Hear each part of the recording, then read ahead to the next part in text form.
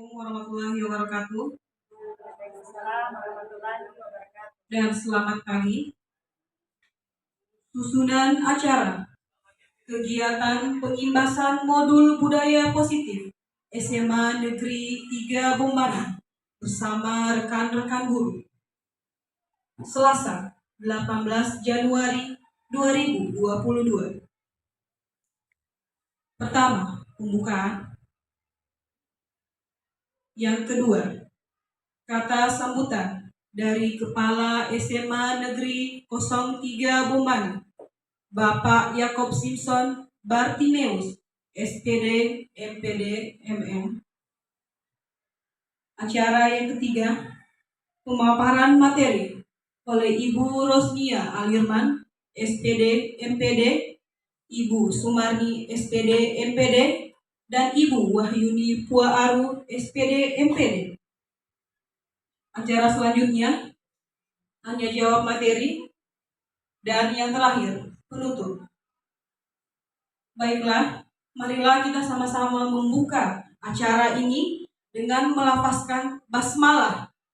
Bismillahirrahmanirrahim.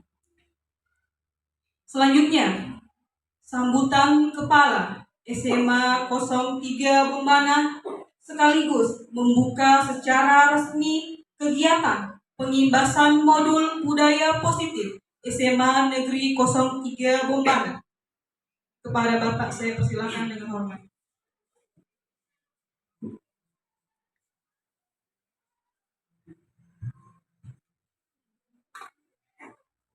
Assalamualaikum warahmatullahi wabarakatuh. Selamat pagi, salam sejahtera bagi kita semua. Pertama-tama marilah kita memanjatkan puji dan syukur kehadirat Tuhan Yang Maha Kuasa, karena hari ini bersama dengan rekan-rekan kita yang saat ini melaksanakan kegiatan dalam rangkaian tugas dari guru penggerak, hadir bersama di tempat ini untuk melaksanakan pengimbasan diseminasi budaya positif yang akan disampaikan kepada kita. Bapak Ibu, saudara-saudara yang sama berbahagia, ya tentunya kesempatan ini adalah kesempatan yang baik bagi teman-teman yang masuk dalam guru penggerak atau program guru penggerak, dan kita juga semua. Ke pemateri selanjutnya oleh Ibu Wahyuni Puaaru, SPD, MPD. Kepada Ibu saya persilakan dengan hormat. Oke, terima kasih moderator. Baiklah Bapak Ibu, langsung saja. Assalamualaikum warahmatullahi wabarakatuh. Waalaikumsalam. Ya, terima kasih atas kehadiran dan partisipasi Bapak Ibu guru yang sudah menyediakan waktunya untuk mengikuti pengimbasan modul budaya positif SMA Negeri 3 Bombana. Di sini saya mengambil judul mulai dari diri menerapkan budaya positif di SMA 3 Bombana. Ya. Kebetulan di sini kepala sekolah kita adalah sebagai pengajar praktik saya, pendamping saya di guru penggerak ini. Oke, next. Ya. Pertama, saya mengaitkan materi budaya positif ini dengan pendapat daripada Ki Hajar Dewantara, di mana Ki Hajar Dewantara mengatakan bahwa pendidikan pada dasarnya adalah menuntun tumbuh kembang anak dengan segala kodrat yang dimiliki agar dapat mencapai keselamatan dan kebahagiaan yang setinggi-tingginya, baik sebagai anggota manusia maupun sebagai masyarakat. Jadi intinya bahwa pendidikan itu adalah menuntun, bukan menuntut. Ya. Kemudian sesuai dengan kodrat alam dan kodrat zaman. Sekarang ini kita lihat di zaman era globalisasi sekarang ini, banyak daripada siswa kita yang lebih menguasai IT. Oleh karena itu kita juga sebagai guru jangan ketinggalan zaman. Oke, next selanjutnya. Kemudian ada pun materi-materi budaya positif yang akan saya paparkan. Yang pertama adalah perubahan paradigma, teori motivasi perilaku manusia, keyakinan kelas, 5 posisi kontrol, 5 kebutuhan dasar manusia, dan segitiga restitusi. Next. Oke, Bapak Ibu, di sini saya akan mengajak Bapak Ibu untuk tidak usah mungkin sobat kertas, tapi di sini saya akan mengajak Bapak Ibu silakan mengepal tangannya dan bayangkan bahwa di yang Anda kepal itu adalah sesuatu yang berharga. Anda bayangkan, misalnya jika misalnya yang ada di dalam kepala adalah atau bisa jadi misalnya emas atau apa, ya kira-kira apa yang ada dalam kepala Anda gitu ya. Nah. Ya kemudian jika misalnya yang Anda kepali itu ya sesuatu yang kamu pertahankan, jika misalnya ada teman yang ingin meminta kepada Anda, maka Anda memberinya? Tidak, tergantung. Ya, bisa mungkin dijelaskan alasannya? Kasih Kiki. Tidak. Tergantung. Iya, terima kasih. Di sini saya akan menjelaskan sedikit. Di sini dikatakan bahwa ketika kita memenggal sesuatu barang, entah itu sesuatu berupa bentuknya apa, sesuatu yang sangat berharga, yang mana ketika ada teman yang ingin merebutnya atau ingin memintanya, saya menjawab seperti ini, katakan tergantung, artinya dia kondisi. Contoh misalnya, seseorang ini ingin meminta dengan alasan misalnya, contoh saya memegang kue kesukaan saya, kue yang paling enak. Ada misalnya anak yang ingin meminta. Seorang anak ini dengan alasan misalnya dia ingin meminta karena ingin sekali. Tapi dia melihat apakah ingin sekali, dilihat dulu kondisinya si anak ini, mungkin dia lapar atau sekedar ingin mencoba, dia rasa saja. Kan ketika itu ada dia rasa, dia buang. Dilihat dari situ saya dapat melihat apakah si anak ini memang, kalau seumpama anak ini betul-betul menginginkannya, dia kebetulan lapar, saya akan memberikannya. Tapi kalau seumpama dia hanya mencoba, saya akan memberikannya sekedar dia mencoba saja, daripada dia mengambil lalu dia buangkan mubazir. Makanya itu saya katakan bahwa itu tergantung, saya akan berikannya semua atau setengahnya. Itu saya. Oke. Terima kasih Bu Samsidan, bagus sekali jawabannya, sangat bagus sekali ya. Jadi itu dari jawaban tadi kita bisa mengambil kesimpulan bahwa Ibu Samsidar ini sangat menghargai nilai-nilai yang ada pada dirinya ya. Jadi pada saat kondisi tertentu dia mau berbagi kepada orang lain ya, dan nilai itu perlu dipertahankan, dan itulah yang kemudian menjadi paradigma perubahan kita di dalam program Guru Penggerak itu adalah bagaimana tergerak, bergerak dan menggerakkan ya. Dan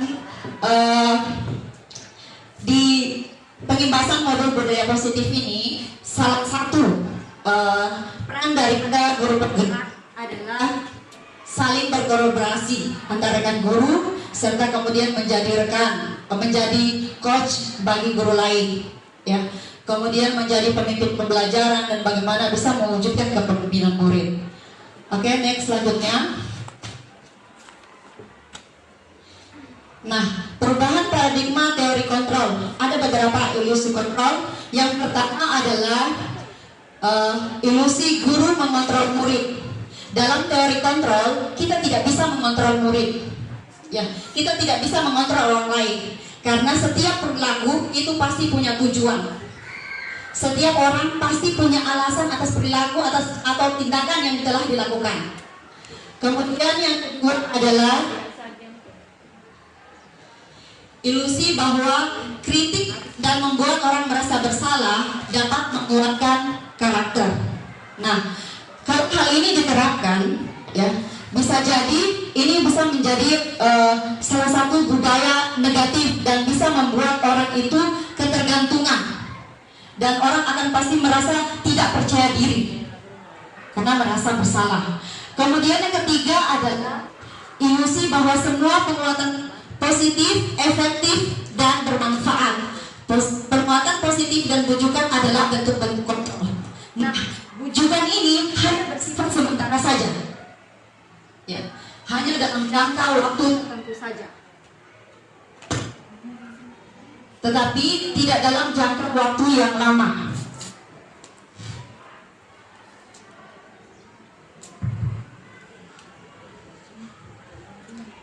Selanjutnya adalah ilusi bahwa orang dewasa memiliki hak untuk memaksa.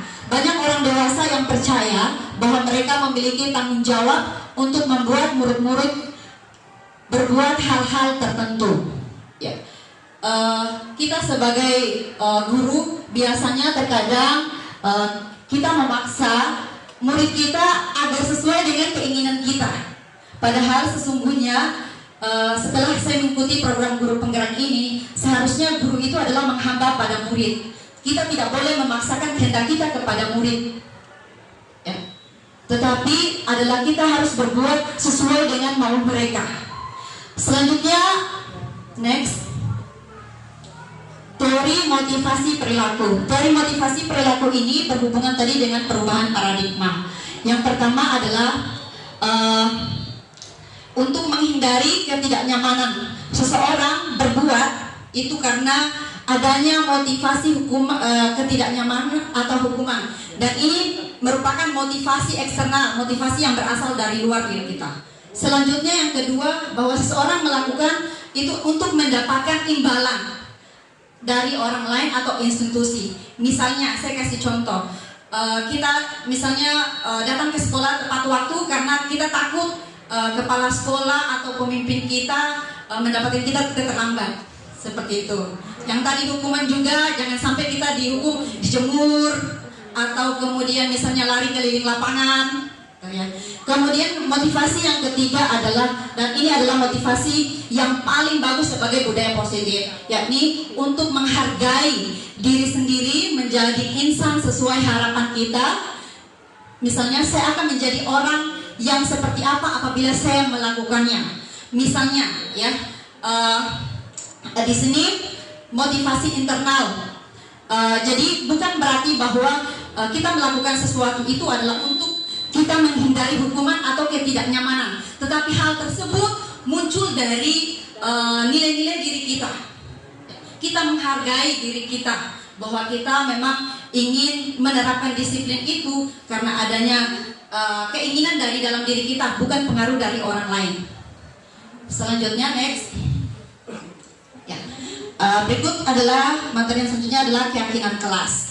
Keyakinan kelas itu bersifat abstrak daripada peraturan. Keyakinan kelas itu berbeda dengan peraturan, ya.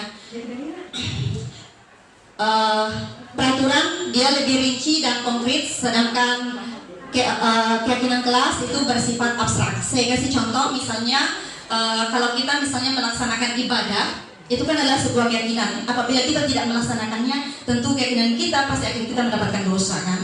Ya. Tetapi kalau pada peraturan, jika misalnya kita tidak menaati peraturan, dia lebih konkret hukumannya.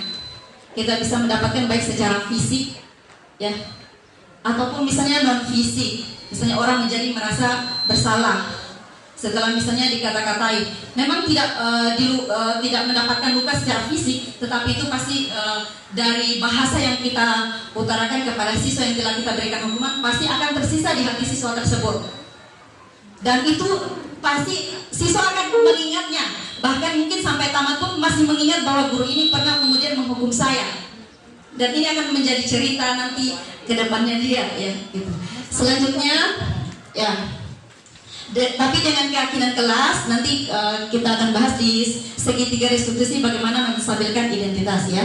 Selanjutnya yang kedua adalah pernyataan keyakinan kelas senantiasa dibuat dalam bentuk positif. Jadi keyakinan kelas itu dibuat dengan kata-kata yang positif, bukan kata-kata yang negatif. Misalnya bukan dengan kata-kata jangan membuli, bukan seperti itu, tapi bagaimana misalnya mari kita saling menyayangi dan menghargai, seperti itu. Kemudian keyakinan kelas hendaknya tidak terlalu banyak sehingga mudah diingat dan dipahami oleh semua warga kelas. Misalnya keyakinan kelas, di dalam satu kelas itu jumlah siswa ada 30. Tidak mungkin kan kita buat keyakinan kelas sebanyak 30. Pasti siswa atau murid, karena di dalam guru penggerak itu kami menyebutnya murid, bukan siswa, ya. Nanti kalau misalnya mau ditanyakan nanti sebentar, ya. Jadi tidak mungkin dari 30 orang siswa itu kita membuat 30. Dari 30 murid itu kita membuat 30 kesepakatan. Jadi cukup yang mewakili saja dan yang mudah diingat oleh murid tersebut. Keyakinan kelas sebaiknya sesuatu yang dapat diterapkan di lingkungan tersebut. Jadi jangan sampai keyakinan kelas itu bukan kita terapkan di sekolah, tetapi misalnya kita terapkan di lingkungan lain, ya. Tetapi keyakinan kelas yang dibuat itu tentu saja harus berlaku di lingkungan kelas tersebut. Selanjutnya, semua kelas hendaknya ikut berkontribusi dalam pembuatan keyakinan kelas lewat kegiatan curah pendapat. Jadi seluruh murid itu mengeluarkan pendapatnya masing-masing tentang kesepakatan kelas yang akan dibuat. Selanjutnya, bersedia meninjau kembali keyakinan kelas dari waktu ke waktu. Misalnya apabila ada murid yang melanggar daripada keyakinan kelas tersebut, maka kemudian wali kelas bersama perwaliannya melihat kembali apa keyakinan kelas yang telah dibuat dan apa yang telah dilanggar. Jadi ditinjau terus, bukan kemudian setelah dibuat dibiarkan begitu saja. Selanjutnya, next. Nah, ini adalah prosedur pembentukan keyakinan kelas. Yang pertama adalah mempersilakan murid-murid kelas untuk bercurah pendapat tentang peraturan yang perlu disepakati di kelas. Nanti sebentar ada videonya, ya. Nanti saya kasih contoh videonya bagaimana cara membuat kesepakatan kelas. Jadi mungkin Bapak Ibu guru bisa membuat keyakinan kelas juga mungkin di perwaliannya, bukan hanya misalnya mungkin kami, ya. Selanjutnya yang kedua adalah mencatat semua masukan-masukan para murid di papan tulis atau di kertas atau kertas ukuran poster, di mana semua anggota kelas bisa melihat hasil curahan pendapat tersebut. Jadi kita bisa mengajak murid untuk menuliskan kesepakatan kelasnya, bisa di satu lembar kertas atau misalnya ada tuh kertas yang warna-warni yang bisa ditempel di papan tulis, atau juga mungkin bisa menggunakan spidol yang ditulis langsung. Selanjutnya yang ketiga adalah kita menyusun keyakinan kelas tersebut sesuai prosedur pembentukan keyakinan kelas. Jadi misalnya kita ganti kalimat-kalimat, misalnya jangan berlari di kelas atau koridor. Kita ganti misalnya dengan kalimat yang positif, berjalanlah di kelas atau koridor.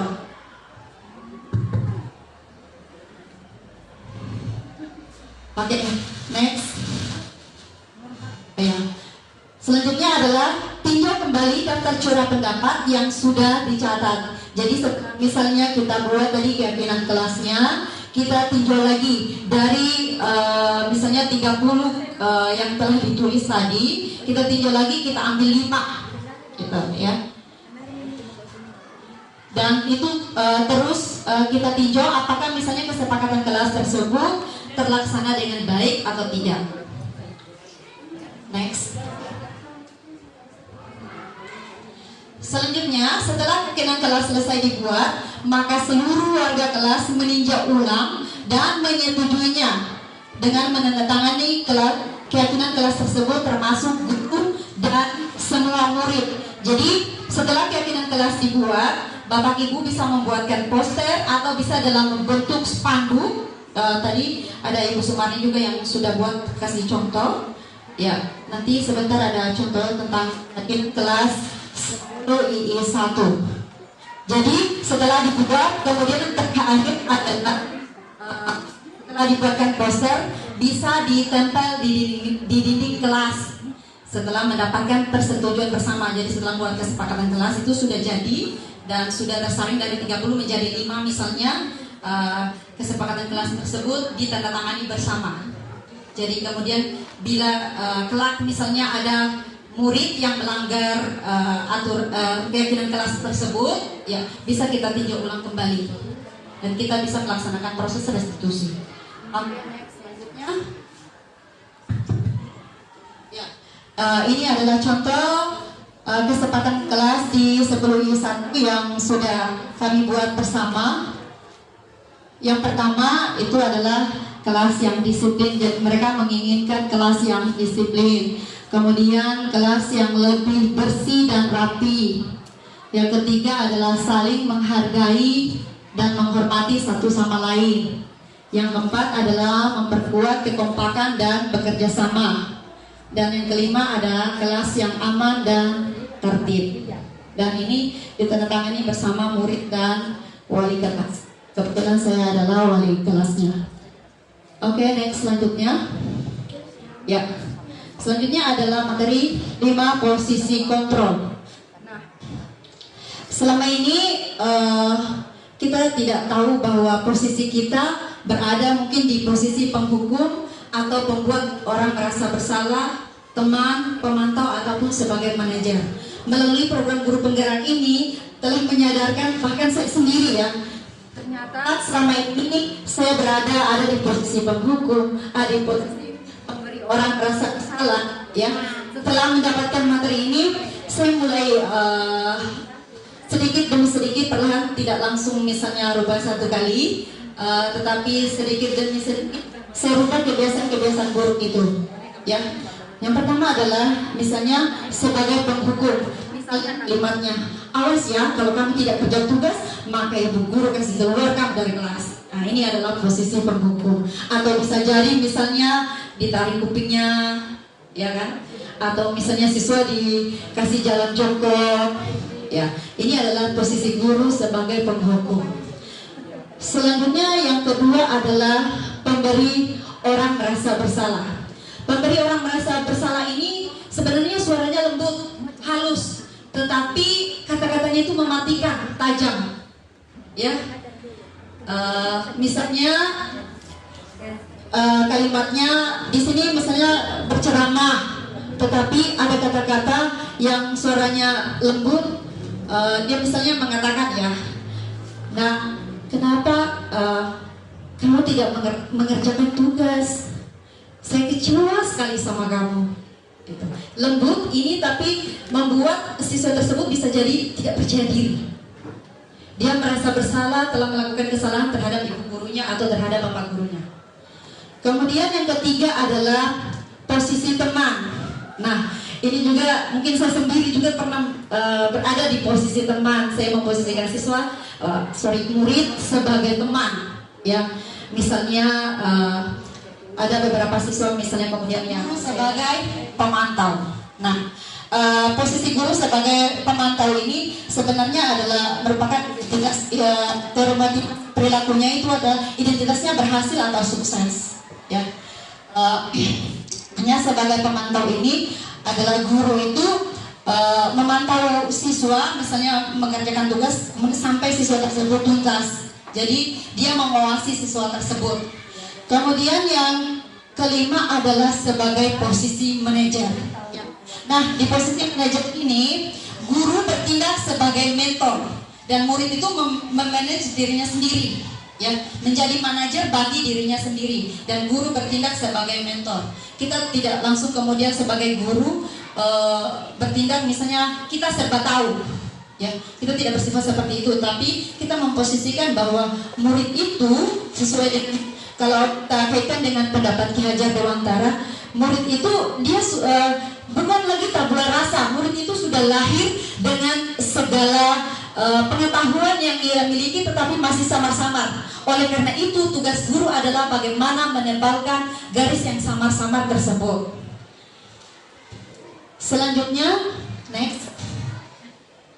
Ya, selanjutnya materi kebutuhan dasar manusia. Nah, seluruh tindakan manusia tentu saja pasti memiliki tujuan. Seluruh apa yang kita lakukan pasti ada tujuannya, ya. Semua yang kita lakukan adalah usaha terbaik kita untuk mendapatkan apa yang kita inginkan. Dan sebetulnya saat itu kita sedang memenuhi satu atau lebih dari beberapa kebutuhan dasar, yaitu yang pertama kebutuhan untuk hidup atau survival. Kemudian yang kedua adalah cinta dan kasih sayang, ya, love ya. Kemudian yang ketiga adalah kebutuhan kebebasan, yang keempat adalah kebutuhan kesenangan, dan yang kelima adalah kebutuhan kekuasaan. Yang pertama adalah kebutuhan untuk bertahan hidup. Terkadang seseorang untuk memenuhi kebutuhan hidupnya, misalnya dengan melakukan beberapa pekerjaan untuk mempertahankan hidupnya, untuk bisa makan dan minum. Kemudian yang kedua adalah kebutuhan cinta dan kasih sayang. Menurut kita terkadang dia ingin mendapatkan perhatian dari kita. Jadi bagaimana caranya kemudian dia berulah di dalam kelas. Pada dasarnya terkadang dia butuh cinta perhatian dari kita. Ya, ingin kemudian disebut namanya. Biasanya ketika kita sebut namanya dia merasa bangga, senang bahwa kita telah memperhatikan dia. Ya. Kemudian 3 adalah kebutuhan kebebasan. Ya. Terkadang juga murid kita itu ingin mereka merasa bebas, tidak hanya kemudian belajar di dalam kelas, tetapi bisa jadi mungkin belajar di luar lingkungan kelas. Ya. Terkadang mereka menginginkan hal seperti itu.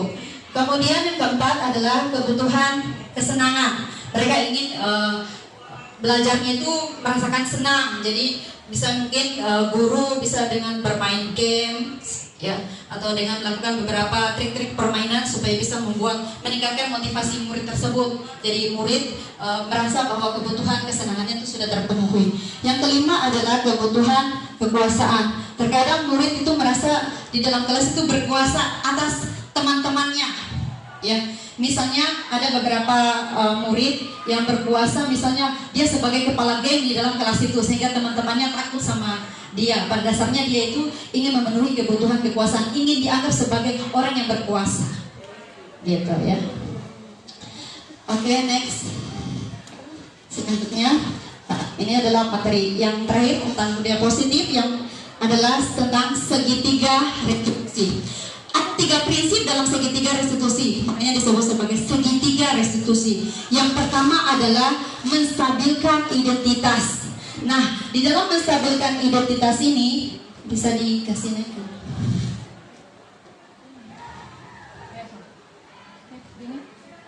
Ya. Nah, di dalam menstabilkan identitas ini kita bisa berkata kepada anak bahwa semua orang itu pasti pernah melakukan kesalahan, ya. Tidak ada orang yang sempurna. Jadi dari kesalahan yang dilakukan, misalnya ada beberapa murid kita, misalnya dia sering tidak kerja tugas, malas, ya. Ini kan menurut direktur pasti ada tujuannya. Dan kita misalnya kita menstabilkan setiap orang pasti pernah misalnya pernah malas, ya. Ataupun misalnya saya sendiri sebagai guru waktu sekolah mungkin pernah tidak hadir atau pernah alpa. Ya, bahwa semua manusia itu tidak ada manusia itu tidak sempurna, ya. Nah, itu sebagai proses menstabilkan identitas. Yang kedua adalah validasi tindakan yang salah. Di dalam validasi tindakan yang salah ini, kita menanyakan kepada siswa alasan mengapa melakukan hal tersebut. Nanti sebentar saya putarkan video tentang restitusi. Jadi mungkin ada ibu guru BK bisa melihat tentang proses restitusi, karena mungkin ini berhubungan dengan tingkat aku daripada murid kita. Selanjutnya yang ketiga adalah menanyakan keyakinan kelas yang telah disepakati. Misalnya kamu inginnya mau jadi seperti apa? Ya. Jadi di sini di segitiga restitusi, di akhir tindakan yang ketiga itu kita menanyakan kepada murid, misalnya murid tersebut inginnya menjadi seperti apa. Setelah mengetahui alasan, setelah mengetahui perilakunya, alasannya, kita menanyakan kepada siswa tersebut tentang dia ingin jadi seperti apa, sehingga siswa tersebut memiliki kekuatan, ya. Sehingga ketika misalnya dia kembali kepada kelompoknya, dia lebih percaya diri. Karena kesalahannya tadi sudah distabilkan dan kita sudah menanyakan alasannya. Jadi dia kembali kepada kelompoknya itu dengan perasaan yang percaya diri, ya, tidak lagi merasa bersalah ataupun misalnya merasa dikucilkan oleh teman-temannya. Ya, seperti itu. Ya. Next. Ya, demikian materi yang saya paparkan.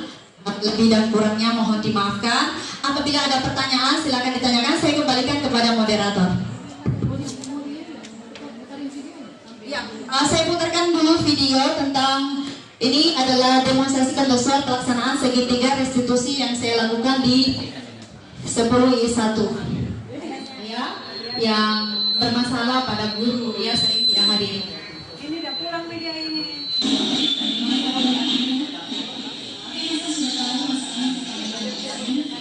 Ini asal mola. Kembali.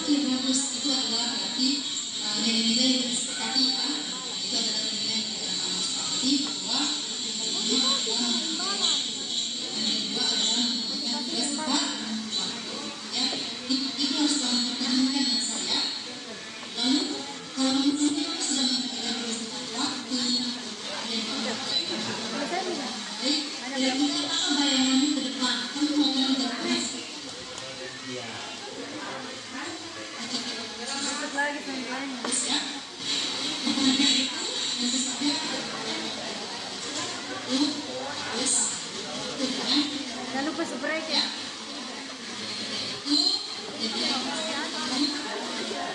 Kalian promosi. Bagus juga karena dia merasa bersalah.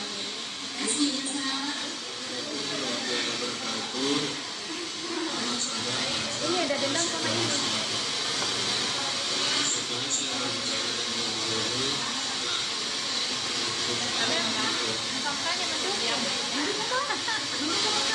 Memang orang merasa orang yang aneh.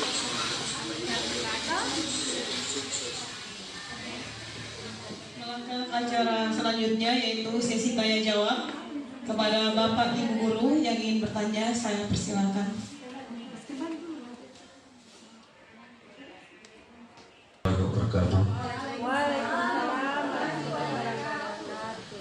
Pertama-tama saya mengucapkan terima kasih atas waktu yang diberikan kepada saya.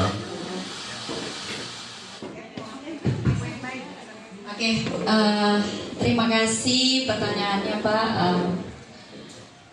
dan pujiannya tadi, terima kasih banyak. Jadi di guru penggerak itu bukan berarti bahwa kamilah orang yang paling tahu dan kami juga bukan orang yang paling hebat. Di sini di program guru penggerak pada dasarnya adalah kami berkolaborasi, kami mau berbagi, ya. Ada 5 peran guru penggerak. Yang pertama adalah menjadi pusat pembelajaran. Kemudian adalah bagaimana menggerakkan komunitas praktisi. Kemudian yang ketiga adalah berkolaborasi dengan guru lain. Kemudian menjadi coach bagi guru lain. Dan yang kelima adalah mewujudkan kepemimpinan murid. Ini 5 peran dari guru penggerak, dan ada juga 5 nilai dari guru penggerak. Yang pertama ada nilai mandiri, reflektif, kemudian kolaborasi, selanjutnya ada inovasi dan reflektif, berpikir kritis, ya. Jadi dari peran dan nilai guru penggerak itu adalah bagaimana kemudian kami berusaha di dalam kemudian aksi nyata, kami membagikan kepada rekan-rekan dan kami berbuat secara nyata di dalam membuat perubahan di dalam sekolah. Kita mulai dari kelas, ya, kemudian lingkungan sekolah secara luas. Jadi kami di sini adalah bagaimana berbagi dengan teman-teman. Bukan berarti bahwa kami yang mengikuti guru penggerak ini adalah kami yang lebih hebat dan kami yang lebih tahu. Tidak seperti itu. Kami di sini tujuannya adalah berbagi. Dan kami juga baru mendapatkan materi ini setelah dari kemudian dimulai dari bulan Oktober kemarin, sudah berjalan hampir 2 bulan dan nanti ya mau masuk 3 bulan, dan ini bulan 2 kami akan lanjut kembali. Dan di program guru penggerak itu ada beberapa modul yang harus kami selesaikan dan harus kami pahami. Jadi ada tes awalnya, kemudian juga ada tes akhirnya.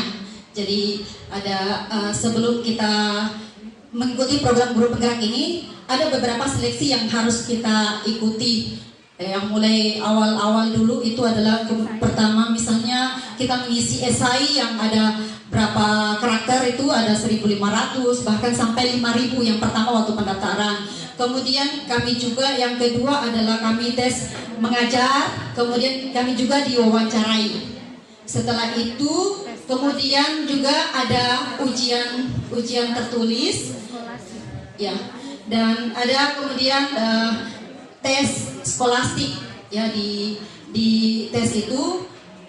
Kemudian setelah kami dinyatakan kemudian lulus, ini sebenarnya belum sebagai guru penggerak, masih calon guru penggerak, ya, masih status kami ini belum guru penggerak tapi masih calon guru penggerak, ya.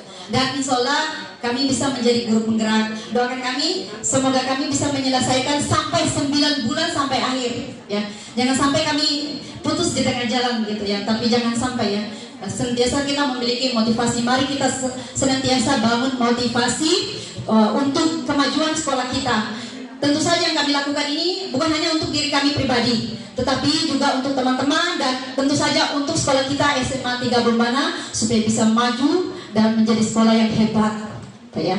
Jadi sekali lagi saya katakan kepada Bapak Ibu, kami bukan orang yang hebat, kami bukan orang yang ahli. Kami di sini hanya untuk berbagi, saling sharing informasi. Jadi bisa jadi Bapak Ibu yang lebih tahu daripada kami. Jadi di sini mari kita saling berbagi, gitu, ya. Mari kita saling belajar. Ya, demikian Pak. Ada lagi mungkin yang mau ditanyakan, silakan. Saya kembalikan kepada moderator.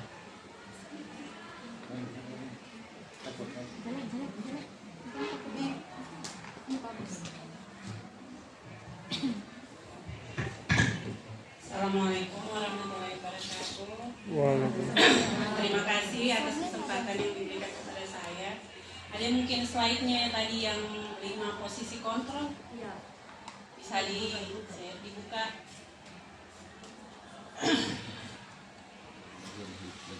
Di atas.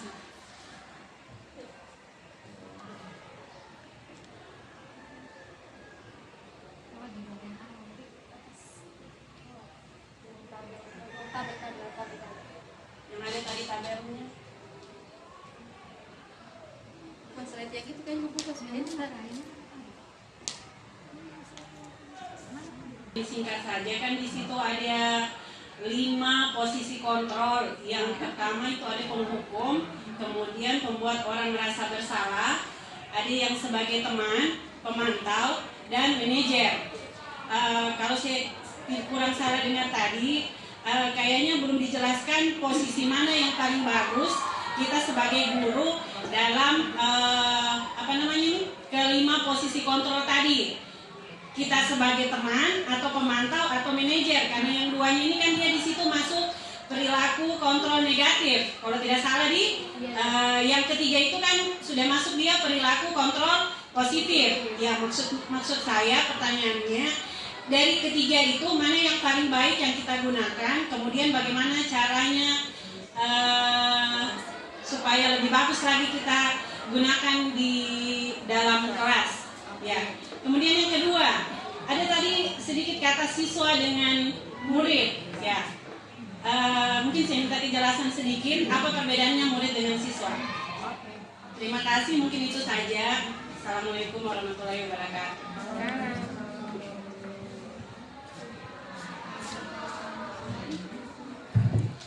Oke, terima kasih pertanyaannya Ibu Guru hebat. Sangat jeli sekali pertanyaannya ya. Ya, yang pertama ditanyakan adalah di antara 5 posisi kontrol ini, pembuat orang merasa bersalah, teman, pemantau, dan manajer, manakah yang paling bagus? Ya, jadi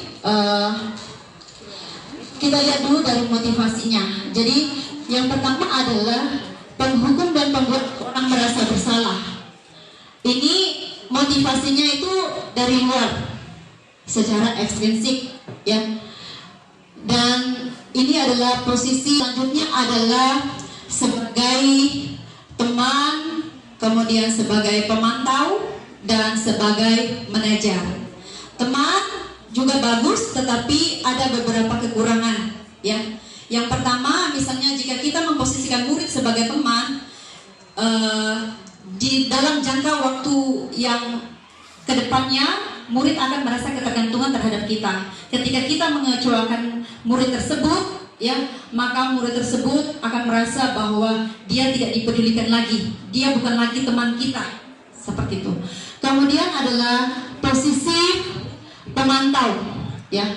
Pemantau juga ini juga bisa menimbulkan ketergantungan pada orang lain ataupun mengharapkan imbalan. Jadi kita memantau siswa, kita mengawasi siswa. Misalnya di dalam kelas itu kita memberikan tugas kepada siswa, kita pantau, kita awasi tersebut sampai siswa tersebut, sampai murid tersebut mampu menyelesaikan tugasnya. Kita awasi sampai selesai. Ini posisinya juga paling bagus, tapi punya kekurangan karena motivasinya itu adalah untuk mendapatkan imbalan, sehingga bisa jadi terjadi ketergantungan. Dan posisi yang paling bagus adalah posisi manajer. Nah, di dalam posisi manajer ini, guru itu bertindak sebagai mentor dan murid bisa memanage dirinya sendiri. Ini berasal dari nilai-nilai yang ada pada diri murid tersebut. Ya, tadi sebagaimana saya putarkan tentang proses segitiga restitusi. Dari setelah misalnya siswa kita stabilkan identitas, kita validasi tindakannya, kemudian kita tanyakan keyakinannya, siswa tersebut menjadi merasa bahwa dia sudah memiliki kekuatan dan dia mulai percaya diri. Ya, jadi dia bisa memanage dirinya berdasarkan nilai-nilai yang ada pada dirinya, menghargai nilai-nilai yang ada pada dirinya, bukan nilai-nilai yang berasal dari luar, bukan karena imbalan ataupun bukan karena untuk menghindari ketidaknyamanan atau untuk mendapatkan posisi hukuman, tetapi di dalam posisi manajer ini adalah berdasarkan tujuan hidup siswa tersebut, berdasarkan nilai ekstrinsik yang dibangun, berdasarkan nilai-nilai yang ada pada dirinya, gitu. Ya. Kemudian pertanyaan yang kedua adalah apa bedanya siswa dengan murid, ya? Kenapa kemudian tadi mungkin ada beberapa tadi saya kemudian salah ucap murid dan siswa. Nah, pertanyaan ini sebenarnya adalah pertanyaan saya juga yang sama terhadap fasilitator kami di program Guru Penggerak. Sampai kemudian saya menanyakan dasar hukumnya apa, kemudian kita menyebut sebagai murid bukan siswa.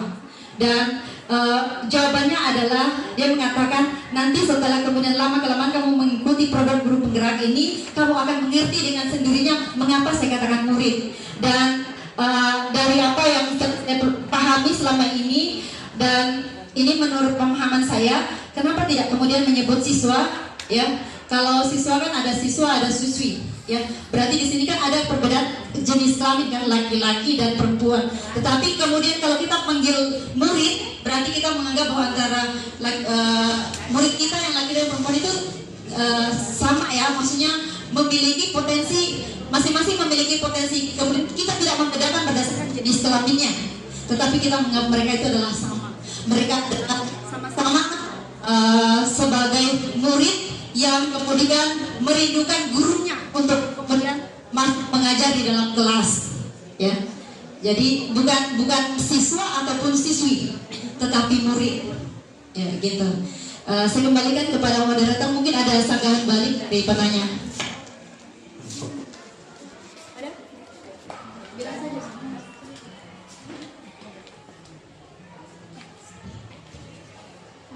Ya, terima kasih. Penjelasannya cukup Dewi bertanya? puas. Ya. Cukup jelas. Cukup jelas. Sudah? Ini hanya yang manajer yang masuk Yang paling bangsa manajer itu masih negatif. Iya, masih sebenarnya bagus tapi ada kekurangannya karena dia mengharapkan imbalan. Masih manajer itu yang paling bagus. Yang paling perlu karena yang paling bagus adalah manajer. Sudah saya ketahui benarnya dari awal.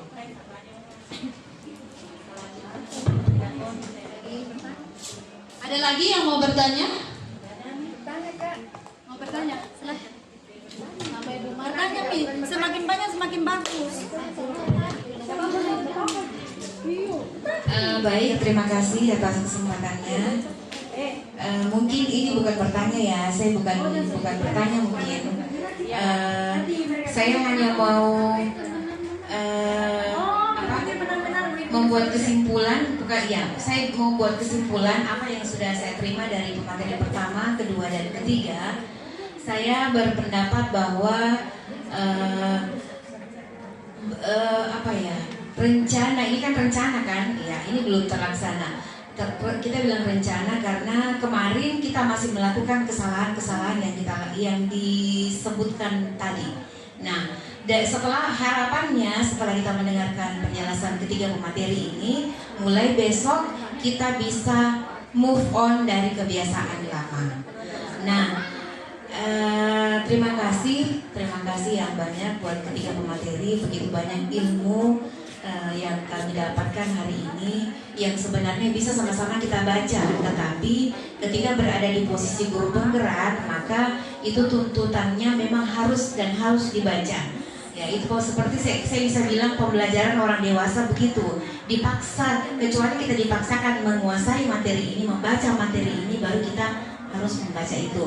Nah kesimpulannya begini, saya mau sharing dengan pemateri.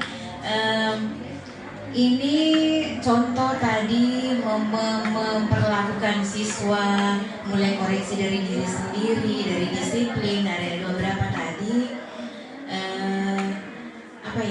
Apa yang kita harus mulai dari mana misalnya?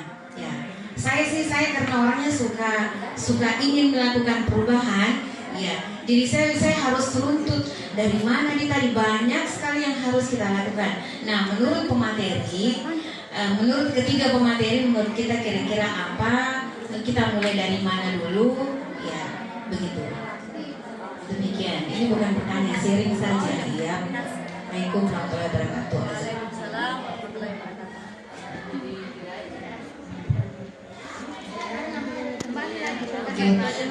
Terima kasih atas tadi sarannya, kemudian tadi beberapa sanggahan dari Ibu Rahmawati. Terima kasih banyak. Jadi memang di program Guru Penggerak itu adalah tujuan kami adalah untuk berbagi, saling berkolaborasi, ya, sesuai dengan nilai dan peran Guru Penggerak. Nah, di dalam program Guru Penggerak ini sebenarnya yang tujuan kami itu adalah bukan berarti maksudnya tadi saya katakan di awal, bukan kami sebagai orang yang hebat, tapi memang tujuan kami adalah kita saling sering informasi, ya. Alur daripada Guru Penggerak itu adalah merdeka belajar. M-nya itu adalah mulai dari diri. Jadi perubahan itu kita mulai dari diri. Dan tadi judul saya punya materi adalah mulai dari diri, menerapkan budaya positif. Karena menerapkan budaya positif tentu saja tidak harus dimulai dari orang lain, tetapi mulai dari diri kita sendiri. Kita mau menjadi orang yang lebih positif, tentu saja bukan orang lain. Orang lain bisa memberikan nasihat kepada kita, tetapi yang menjalankan adalah kita sendiri. Jadi sesuai dengan alur merdeka belajar itu adalah M-nya itu adalah mulai dari diri, kemudian ada E-nya itu eksplorasi konsep. Jadi ada alurnya, ya. Jadi tidak harus langsung kemudian sampai ke aksi nyata, tetapi kita mulai dari diri dulu. Ya, ini yang tentu terakhir pengimpaksan ini sudah merdeka, hanya itu merdeka senyata. Jadi kita tunjukkan, kita turun di lapangan, apa yang kita dapatkan, kita imbaskan kepada rekan-rekan guru, kemudian kepada murid-murid kita. Jadi materi yang kita dapatkan itu bukan hanya sekedar teori belaka, tetapi kita harus bisa mempraktekannya mulai dari diri kita. Ya, bukan berarti kita menuntut kemudian rekan-rekan untuk berbuat seperti kita, tidak seperti itu. Pahami dulu materi yang kami paparkan, kemudian silakan berbuat sesuai dengan motivasinya. Tentu saja motivasinya itu adalah motivasi secara intrinsik, bukan secara ekstrinsik, bukan motivasi untuk mendapatkan imbalan atau menghindari ketidaknyamanan, tetapi adalah motivasi yang positif yang berasal dari diri kita sesuai dengan tujuan hidup kita, mau seperti apa kita, seperti itu. Ya. Terima kasih atas pemaparan dari Ibu Wahyuni Puaru SPD MPD dalam kegiatan pengibasan modul Budaya Positif SMA Negeri 03 Bumbana yang telah memberikan kita banyak sekali ilmu dan pembelajaran dalam proses pembelajaran sebagai seorang guru. Assalamualaikum warahmatullahi wabarakatuh. Waalaikumsalam warahmatullahi wabarakatuh. Terima kasih teman-teman sudah hadir dan berpartisipasi. Terima kasih atas kerjasamanya. Semoga apa yang kami sampaikan ini bisa bermanfaat. Waalaikumsalam warahmatullahi wabarakatuh. Bagaimana kabarnya hari ini? Baik. Alhamdulillah ya, semua baik, sehat. Sehat. Oke, hari ini adalah pertemuan pertama kita di semester 2. Nah, supaya maksudnya di kelas 10 I1 ini kelasnya jadi aman, tertib, dan menyenangkan. Hari ini kita akan buat keyakinan kelas, ya. Dan keyakinan kelas ini nanti Anda sendiri yang akan tulis di papan tulis masing-masing satu persatu maju ke depan. Ya. Nah, keyakinan kelas ini berbeda dengan peraturan. Keyakinan kelas ini adalah lahir dari keyakinan Anda sendiri dan kesepakatan nanti Anda semua nanti akan diambil sebagai kesepakatan kelas. Nanti kita akan buat di dalam kita tempel di dinding kelas kita dan masing-masing nanti akan membubuhkan tanda tangannya terhadap kesepakatan kelas yang sudah disepakati bersama. Oke, bisa ya? Nah, untuk memaksimalkan waktu, baik saya persilakan dimulai dari mungkin dari ujung sini nanti bergilir semua sampai yang terakhir mengamati tadi. Ya? Silakan dimulai dari Wahyuni Ruslan. Silakan tulis apa keyakinan kelas yang kami mau buat.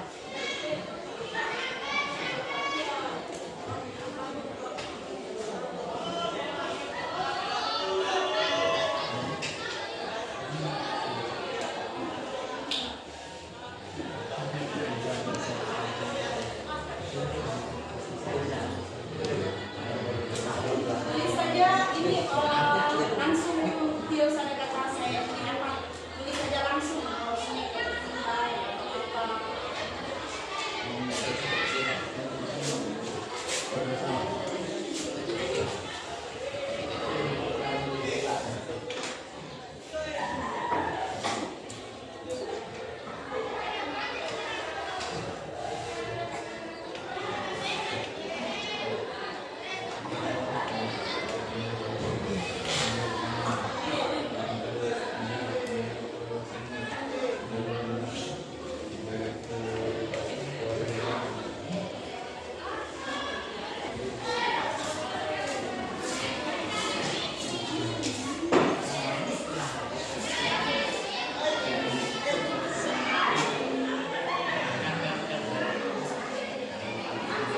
Bagus. Berikutnya.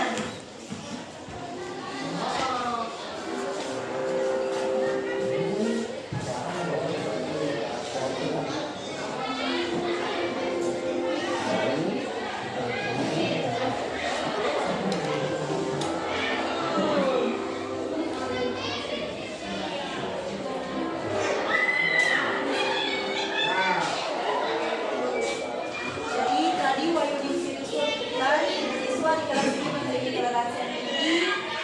BCTV inginnya kelas ini disiplin. Oke. Berikutnya Cici Ramadhani.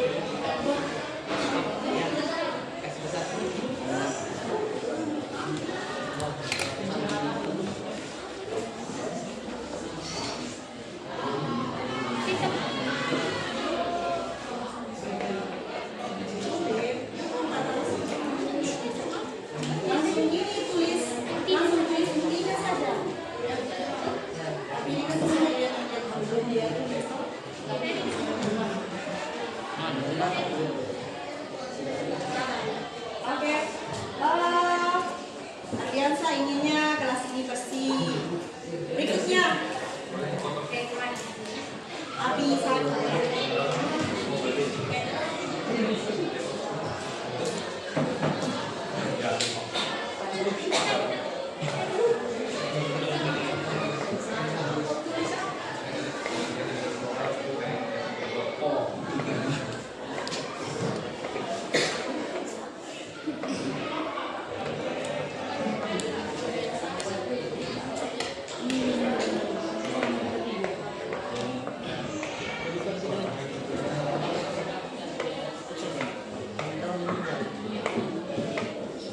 Bisa ditulis langsung intinya ya.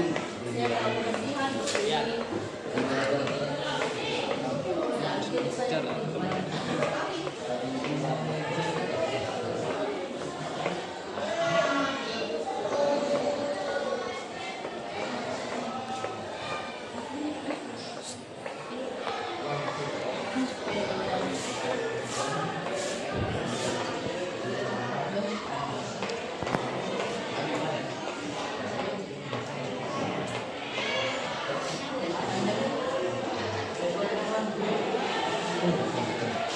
Oke, Abi Saputra inginnya kelas ini bersih dan indah dipandang mata.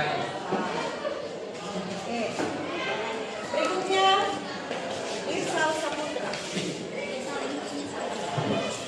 Irsal ingin apa? Silakan tulis.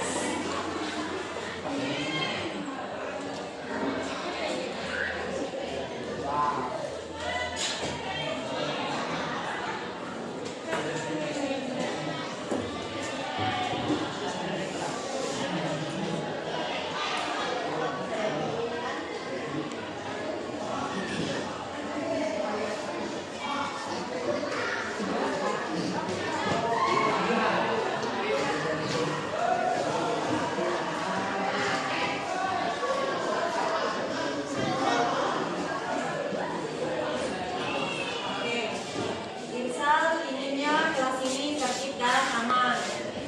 Next berikutnya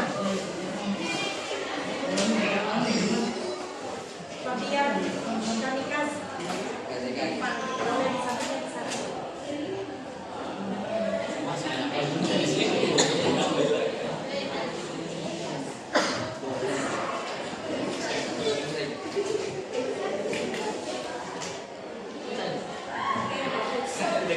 Jadi Fabian ingin tidak ribut dalam kelas ini ya.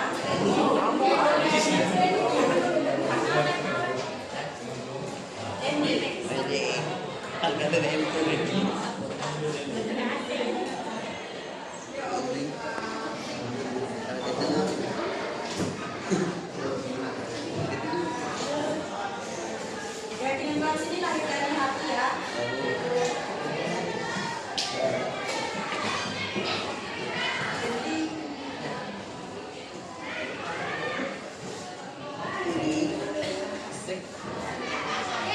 Andy ingin meninggalkan perkataan buruk.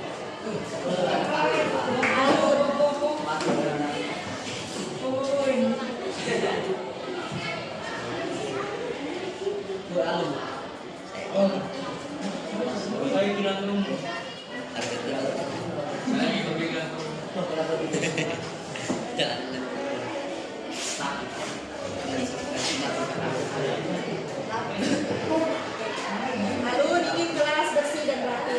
Intan.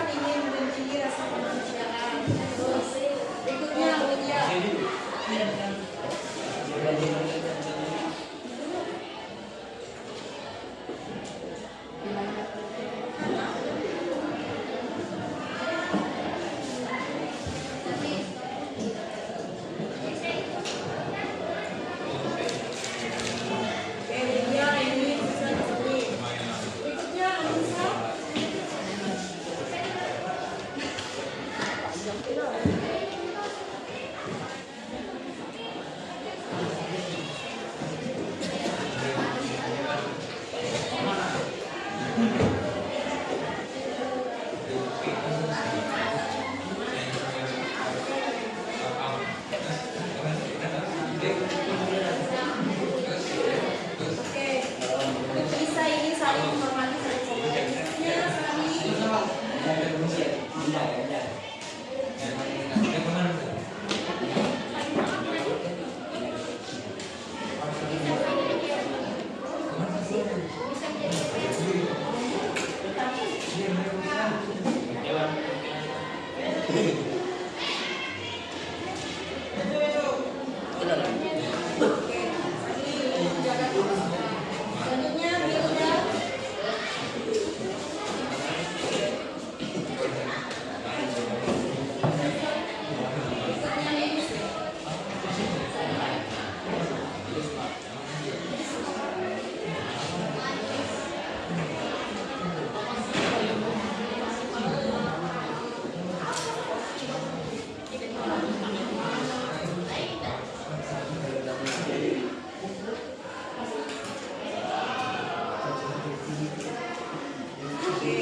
Milda.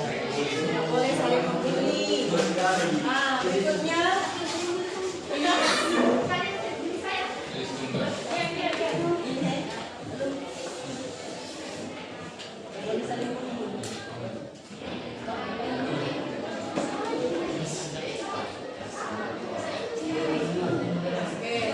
ini ingin bersih dan indah gelasnya.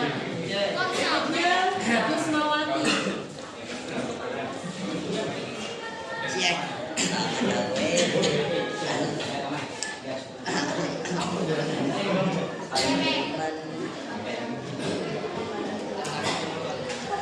Oke, Yusma ingin kelasnya bersih dan disiplin.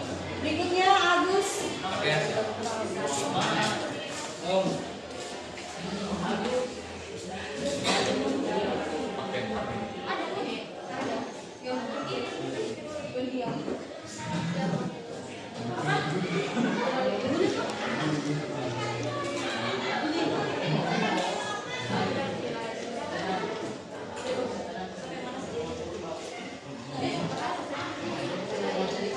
Agus ini kelasnya aman. Berikutnya Nazar Maulana. Silakan Nazar.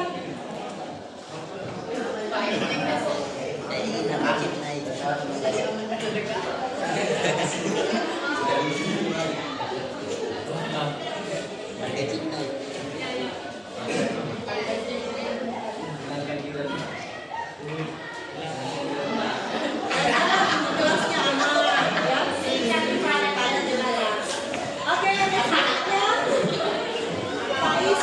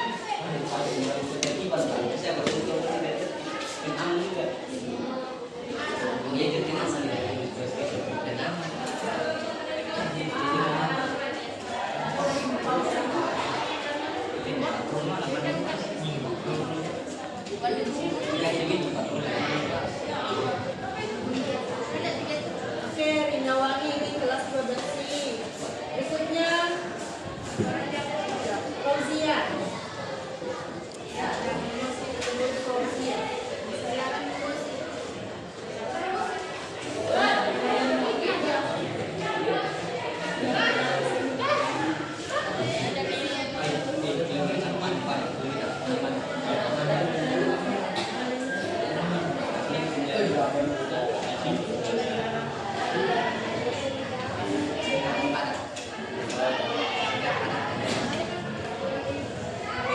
ingin kerjasama mahasiswa. Berikutnya Asbelia.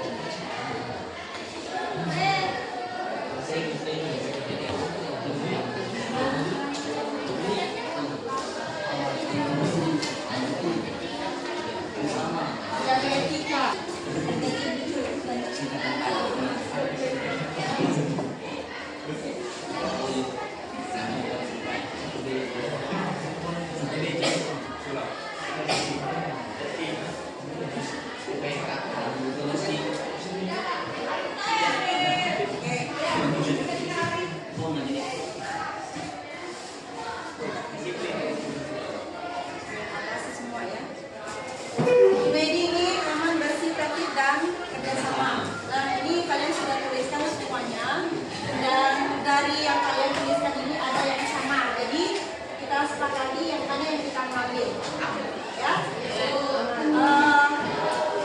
Nah, dari semua yang kamu tulis ini, pada dasarnya ada yang sama, misalnya yang pertama kita sepakati apa?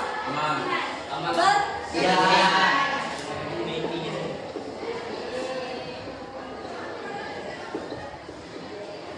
Satu lagi. Nah, ini kelasnya aman.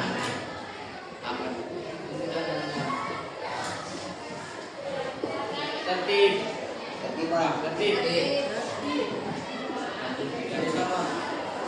Kerjasama.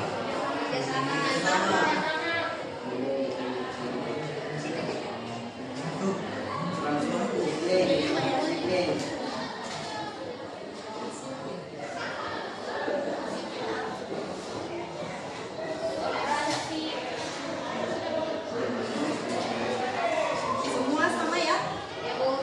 Ini sepakat? Silakan mungkin perwakilan beberapa orang, 3 orang, silakan tanda tangan di sini. Silakan. Kecil.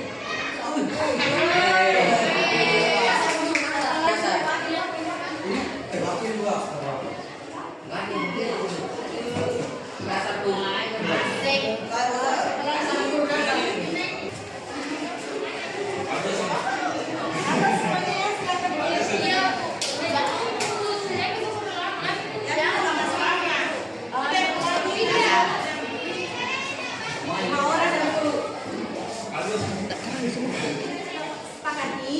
Jadi kalau misalnya kelasnya tidak bersih harus senantiasa dibersihkan. Kemudian kalau kelasnya tidak aman harus diamankan, ya kan? Barang-barang harus diamankan, disimpan pada tempatnya. Kemudian menjaga ketertiban. Selanjutnya saling kerja sama. Dan paling utama adalah disiplin. Demikian keyakinan kelas yang kita buat ini. Semoga keyakinan kelas yang kita buat ini dapat membawa perubahan kepada kelas kita. Kelas kita menjadi bersih, aman, dan menyenangkan di dalamnya kita belajar. Saya harap semuanya bisa melaksanakan ini dengan baik sebagai kesepakatan kelas yang telah Anda buat bersama. Dan kesepakatan kelas ini nanti akan membawa kelas ini kepada perubahan yang besar, kelas yang aman, tertib, dan menyenangkan. Kamu belajarnya menjadi senang, kamu bisa berinteraksi dengan temanmu, saling menghargai, saling menghormati, saling menjaga kebersihan, kemudian disiplin berdasarkan kesepakatan kelas yang kalian buat. Ya, demikian. Assalamualaikum warahmatullahi wabarakatuh.